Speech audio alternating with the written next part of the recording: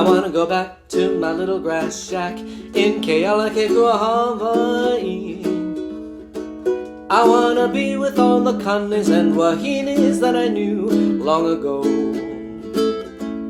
I wanna hear the old guitars a-playing on the beach at Hope Now Now. I wanna hear the old Hawaiians saying, Eko mamai no kaua ika haleva how it won't be long till my ship will be sailing back to Kona. A grand old place I really long to see. I'm just a little Hawaiian and a homesick island boy. I wanna go back to my fish and poi. I wanna go back to my little grass shack in Kealakekua, Hawaii. Out where the huma huma nuku nuku apua go swimming by.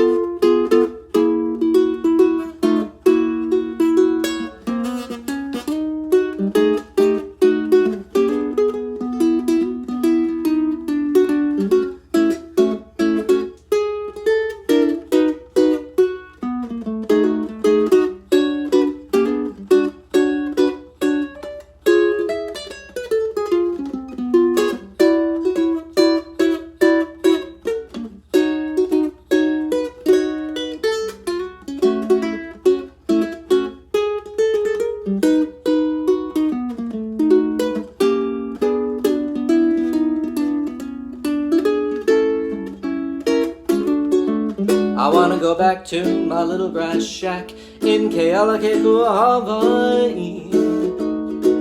I wanna be with all the kanes and wahinis that I knew long ago. I wanna hear the old guitars a-playing on the beach at Hope Now Now. I wanna hear the old Hawaiians saying, Eko mamai no kaua ika haleva how it won't be long till my ship will be sailing back to Kona. A grand old place I really long to see. You're telling me I'm just a little Hawaiian and a homesick island boy. I wanna go back to my fish and poi. I wanna go back to my little grass shack in Kealakekua, Hawaii. Out where the huma huma nuku nuku apua go swimming by. Out where the huma huma nuku nuku apua go swimming by.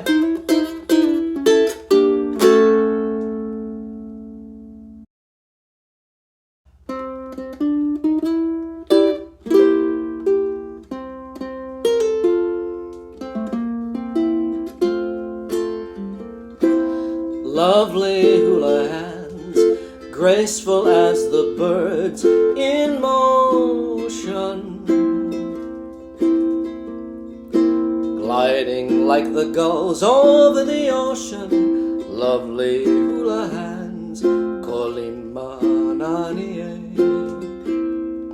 Lovely hula hands, telling of the rain in the valley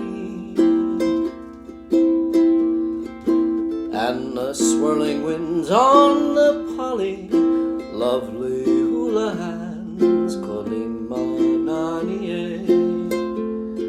I can feel the soft caresses of your hula hands, your lovely hula hands.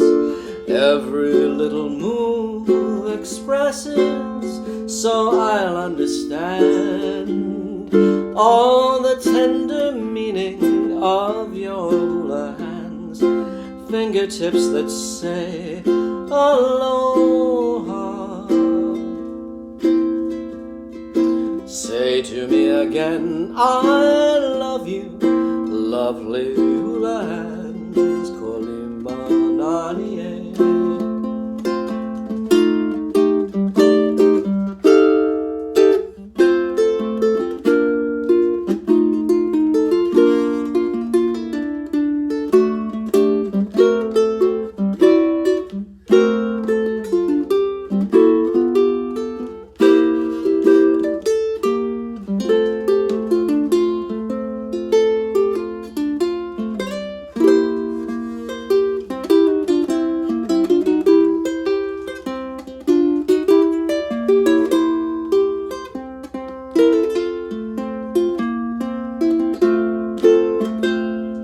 I can feel the soft caresses of your hula hands, your lovely hula hands.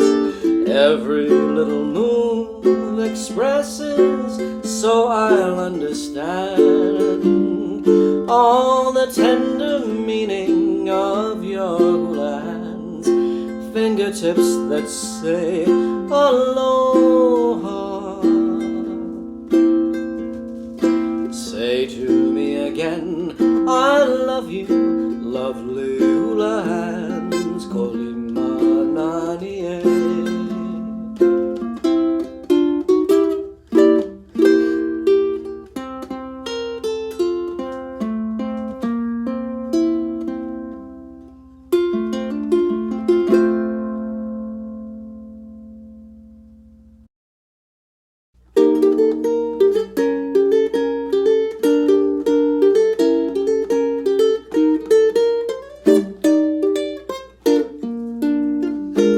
What a day this has been, what a rare mood I'm in. Why, it's almost like being in love.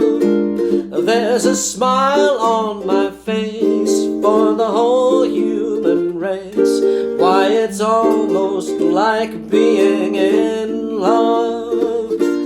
All the music of life seems to be like a bell that is ringing for me.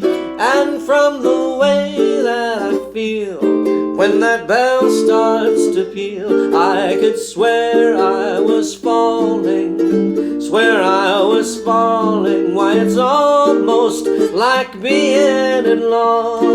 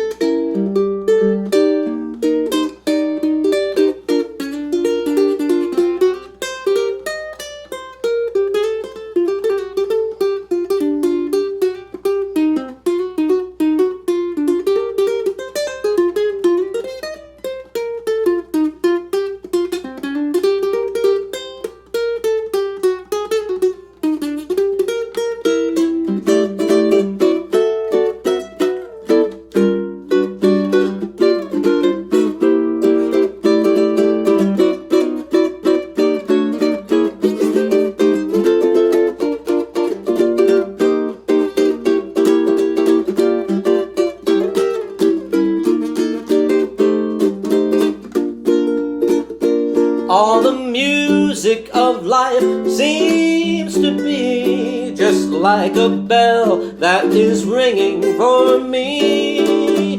And from the way that I feel when that bell starts to peal, I could swear I was falling, swear I was falling. Why, it's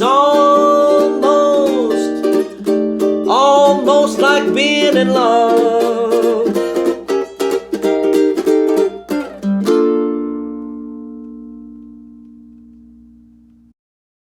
Now that we're sort of in the middle of things here, yes, Owen Thatcher, I had to scramble seriously at like at 2:40 because I was all set to talk about this board that was kind of in the background of the last video, and then I realized I had already spoken about it in kind of in detail. So, but that's all right.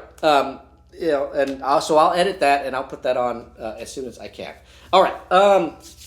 So that led me to kind of just throw in a bunch of things around, and I found a very funny Polaroid. Oh gosh, things are falling off. I found a very funny Polaroid. So this sometime in the gosh, I don't remember. Maybe 87-ish? 87, 88. I guess I could look and see when the commercial came out. So I'll go all the way back to the beginning of things.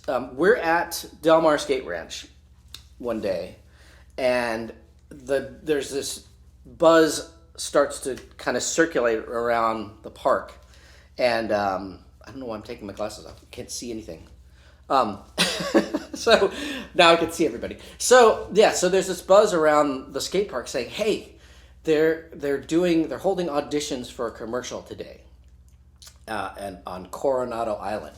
So for those of you not in San Diego, don't know, Coronado Island is across this great big bridge from downtown San Diego, the Coronado Bridge.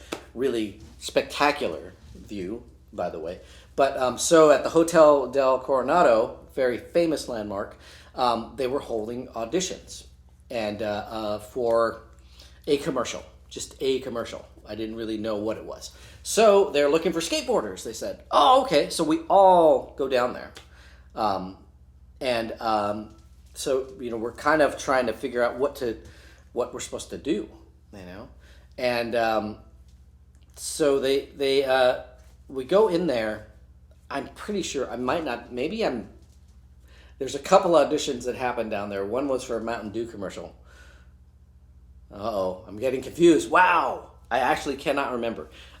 So I'm going to just say, I'm going to combine both. One of them had, no, you know what? That was the Mountain Dew commercial. I'm sorry. The Mountain Dew commercial we walk in the room at, one at a time, and there's a 4x8 sheet of plywood in the middle of a hotel room or, meeting room basically. And they say, oh, okay. And they look at you and they size you up, and they go, okay, do something. And so we had to skate on a 4x8 sheet of plywood in the middle of a hotel meeting room. And they say, okay, thank you very next. And, I didn't get that. I didn't get the Mountain Dew commercial, but my buddy Ray Underhill got the Mountain Dew commercial, and he was embarrassed by it forever. So you can look that up. So this other one, hey, Holly. Wave at you too. Nice to see you. Thanks for joining me. I'm talking nonsense now. So this other one, we go in and it's for laser tag and Lazer tag. It was a very popular home game in the late 80s. For like a year, I think, before the bottom fell out. So this one, they gave us some direction. We walk in. And they, the usual, they size you up, hey, blah, blah, blah, blah. And they go, okay, we need you to act like you're scared of something and start backing away. And then this really big, scary guy, grabs your shoulder because he's supposed to be behind bars. And so you're supposed to, be backing away from something. And then this big guy grabs you by the shoulder and you get terrified. And I was really bad, so, because I don't know how to act. But anyway, I did that, and then I didn't hear anything for a while. We kind of didn't hear anything. But then, not that much longer, it turns out that they picked me for whatever reason, along with Ken Park, Steve Schneer, somebody else. I'm just gonna do this. This guy. You guys know. This guy was in the commercial. I'll just leave it at that. Because I don't want to get hate from, anybody for he who shall not be named. But anyway, so he was in the commercial. And but the star ended up being, or the star skateboarder who got the big final shot is Billy Ruff. And so here I found this. Hold on to your hats and glasses. Here we are. That's me in my laser tag get up. Yeah, I'm just going to get that really nice and close for you guys. Yeah, styling. But that's Billy Ruff right there over my shoulder. But yeah, so you can look that up. Laser tag skateboarding commercial. I made the cutting room floor. I did not get into the commercial. But Ken Park gets a line in there. Come on, we gotta go! And he, grabs the star. The actual star of the commercial was Noah Hathaway. And you might remember him from The Never-Ending Story. And he was, of course, Atreyu in The Never-Ending Story. So Noah Hathaway, he was like the big name for the commercial. Looks like something from an OJ Hudson. Yeah, it sort of does. It's definitely very, yeah. And it's everything is as puffy as it looks. So the camera's not adding any puffiness to that. That was very puffy. And yeah, these summits. So, the game, you wore this thing on your middle of your chest, and then there's also a sensor on your helmet. So, your opponents would basically aim for the sensors and the helmets and whatnot. And, but yeah, it's just sort of this ridiculous thing. The first day, they made all of us go to hair and makeup. And I don't know what happened to the Polaroid of me after hair and makeup, but they did this dreadful, like, well, it ended up looking like Michael Jackson. But Michael Jackson, if it was like the consistency of the Devo fake hair, that's what I ended up with. Needless to say, I didn't go back the next day for that hair. But maybe that's why I ended up on the cutting room floor, because I didn't go back for the Michael Jackson plastic hair. Maybe that could have been it, That's the key. Always go back for the plastic hair, and then you'll make it into the commercial. So, but yes, so they filmed it at Marineland, or I think that's what it was called, Marineland. That at that time was defunct and closed. But in one of the big tanks, they had built this sort of arena-like thing that had one wall you could kind of drop in and skate, and you could carve, and had a little bank section, and it was sort of a big figure-8 track too, because we ended up riding with guys on quads. So the enemies were the bad guys who had the cool uniforms of black and red. We got the sort of Star Trek thing, but so the quads would kind of race around, and they would carve, and then we had to drop in on top of them, basically, try to get as close as we could to them, and yada yada yada. And but yeah, it was kind of weird. They had to film basically the graveyard shift, so we had to film from dusk till dawn, because it's supposed to look like you're inside an arena. And so yeah, we were filming all night, and then we slept most of the day. They did a million shots, and I didn't end up in any. but Billy Ruff gets the big one where he like jumps over the guy in the quad, and he like shoots back at him, and he wins the game. And Billy Ruff, of course, is the stunt double for Noah Hathaway in there. So you can find that on YouTube if you look. Just look up laser tag, Lazer tag skateboarding, and we'll come right up. And yes, it is quite funny. But before I get too sidetracked with that led me to realizing Billy Ruff. And Billy was basically my first, kind of the first pro skater that took me under his wing in 1982. And he kind of taught me the basics on how to do late grab aerials instead of like reaching down, grabbing your board and pulling all four wheels off the wall. He taught me how to lift your front wheels and grab late and scoop your tail and that on airs. So he was the one that taught me how to do backside airs. And, I remember being at an event, and I remember Alan Losey saying, what about Billy Ruff? Everybody had seemed to forget about Billy Ruff. And for whatever reason, he kind of fell through the cracks with, the quote-unquote legend people. But 81 and 82, Billy Ruff kind of ruled skateboarding. He won a bunch of stuff. He was always top 3, top 5. People forgot about him. Well, not anymore. He's this year he is being inducted into the Skateboard Hall of Fame. So we don't have to worry about that. Oh, thanks, Ami. I like the shirt too. So here's I'm just going to show a couple of photos from this one's from 82. This one dated June 82. Billy Ruff doing a backside air. at a private ramp not too far away from the Del Mar Skate Ranch. And that guy on the deck, that's Grant Britton. I know you can't tell because you can't see the mustache. But yes, so we all piled in the back of Grant's little pickup truck, I think 8 or 10 of us, and he drove us over to this back end ramp, and I got this photo of Billy skating there. But I did take some other photos of Billy. Here's a couple from one of the couple of times that I got to go to Skate City. And here's a nice lean air in the keyhole at Skate City during a contest in 1982. And proper Andrecht hand turn there. And this guy in the way, I don't know. It's some Glenn Friedman character, I think, is who that is. But yeah, there we go. Proper Andrecht. And note the palm on the top of the coping. Yes, he did really great inverts for sure. And a couple from Del Mar Skate Ranch. Really nice invert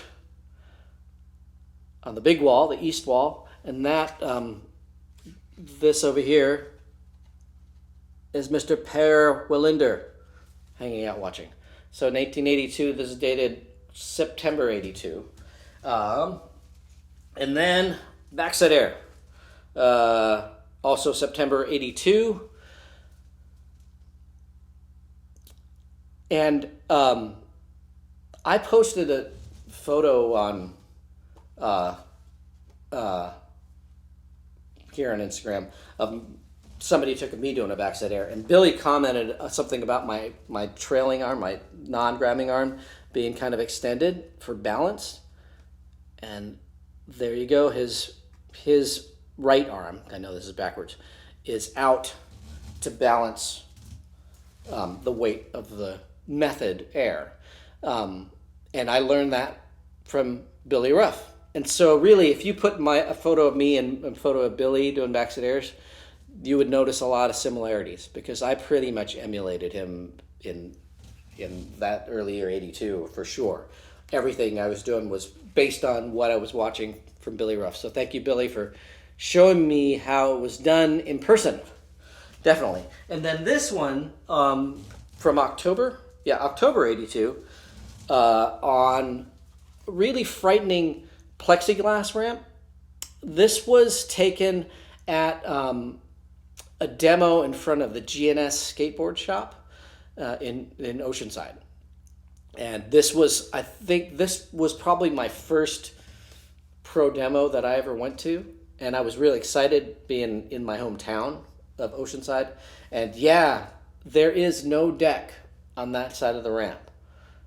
Sketchy. And I don't know if people might not have skated these horrible plexiglass things from the 70s, but they were death traps. They were fiberglass, and so they were loud and slippery, and of course had all that fiberglass dust coming off of it too. But yeah, so that is pretty crazy, seeing that. I may have done, because we all ended up riding this ramp at some point. It ended up at one of the Wits Carlsbad Pipelines demos. You can see that same ramp there. But yeah, so I may have done an invert on that side. Maybe not. It was scary enough doing airs on that side. And yeah, you're not going to fall over doing an air, but just seeing out of your peripheral vision, just 12 feet down or whatever, 11 feet down, it's kind of scary. But yeah, so there you are. Billy Ruff, GNS demo, Oceanside. Yeah. Oh, I talked about this board already, but I'm going to bring it back up again. This is a board that I got from Billy Ruff, and he was done with it, and he gave it to me graciously, and I rode it forever until it got really worn down, and then I turned it into a freestyle board, and thus you can see the different holes that I drilled to make it my freestyle board. But Billy Ruff, yes, very important to skateboarding, and definitely important in my early skateboarding days, for sure. And so, yeah, nothing but gratitude for Billy, and I'm really glad that that early part of my skating, he was kind enough to just show me the ropes. And that kind of stuff goes a long way for a kid who, you know, doesn't know whether it's going to work out for him. And it sort of kind of worked out for me, skateboarding, kind of. I mean, it definitely took me all over the world. So in that regards, yeah, thank you, skateboarding. And so, but in 81 and 82, it was just, I just want to be good at this. And maybe I'm finally finding something that I can maybe excel at and succeed at. And so having a professional take the time to just nurture that enthusiasm is so important. So I tried to do that when I get the chance, or I did. Now I don't know. Now I'm just the old guy at the park that kids don't know. Anyway, thank you, Billy Ruff, and I will see you at the Skateboard Hall of Fame.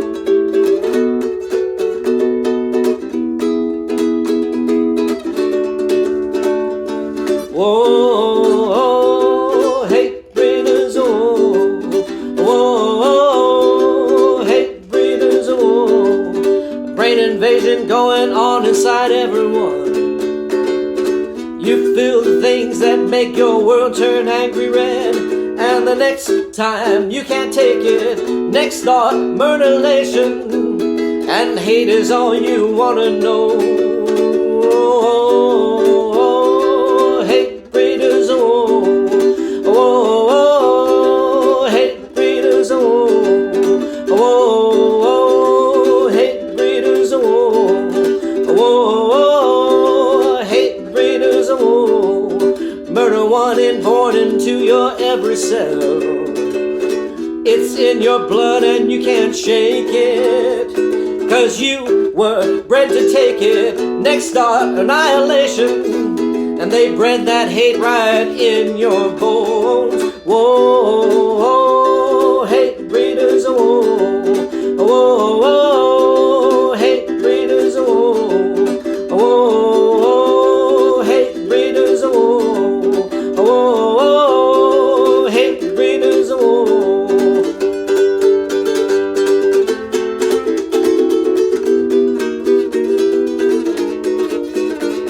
'Cause you were bred to take it. Next thought, annihilation, and they bred that hate right in your bones. Whoa, hate breeders, oh, whoa, hate breeders, oh, oh, hate breeders, oh, oh, hate breeders, oh.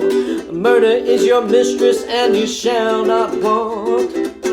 You shall not want because your breed is strong. And when they try to break you, new world desolation, and strength is all you've gotta know.